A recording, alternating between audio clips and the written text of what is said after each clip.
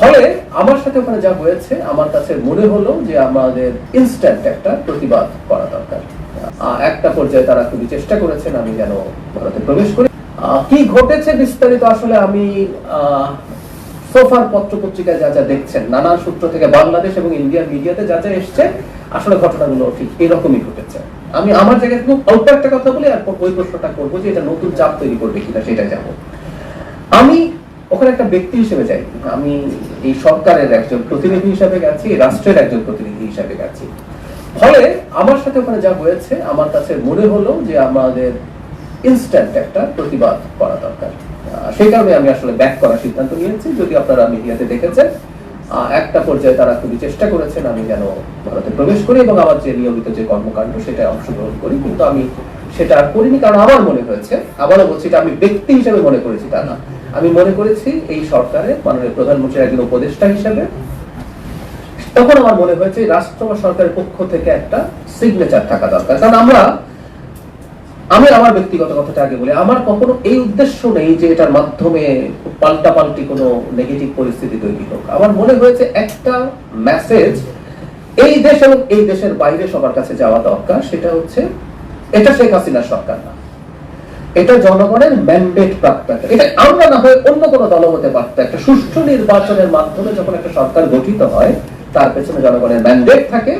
সেই জনগণের ম্যান্ডেট প্রাপ্ত সরকারকে দেশের ভেতরে দেশের বাইরে সব জায়গায় সেটা মাথায় রেখেই চলতে হয়, একই সাথে অন্যদেরকেও সেই জিনিসটা কগনিজেন্সে নিতে হয়। সেই কারণে আসলে কাজটা করা এবং বাংলাদেশের সাথে ভারত না শুধু অন্য যে কোনো দেশের সাথে ভবিষ্যতে যে কোনো এনগেজমেন্টে আমরা আমাদের একটা সুস্পষ্ট নীতি আছে। কোনোভাবে আমরা চাই না কোনো দেশের সাথে খুব খারাপ কোনো পরিস্থিতি হোক, কোনো শত্রুতা তো দূরেই থাকুক, কিন্তু একটা গুরুত্বপূর্ণ শর্ত আছে আমাদের স্লোগানের মধ্যে আছে, সবার আগে বাংলাদেশ। মানে আমরা বাংলাদেশকে রাখবো, তার মাধ্যমে প্রত্যেকটা দেশের সাথে আমাদের পারস্পরিক স্বার্থ সংশ্লিষ্ট বিষয়ে এনগেজমেন্ট হবে এবং সেটা কোনোভাবেই রাষ্ট্রের আত্মসম্মান আত্মমর্যাদা বিকিয়ে দিয়ে বা আমার ক্ষতি করে কাউকে কোনো সুবিধা দেয়া, এই নীতিতে এই সরকার কোনো দেশের সাথে, আমি আবারও বলছি শুধু ইন্ডিয়া না, কোনো দেশের সাথে এই সরকার যাবে না। এখন সেই প্রশ্নটার জবাব দেই যে এটা চাপ তৈরি করবে। আমি ব্যক্তিগতভাবে মনে করি এটা চাপ তৈরি করা কোনোভাবেই উচিত না।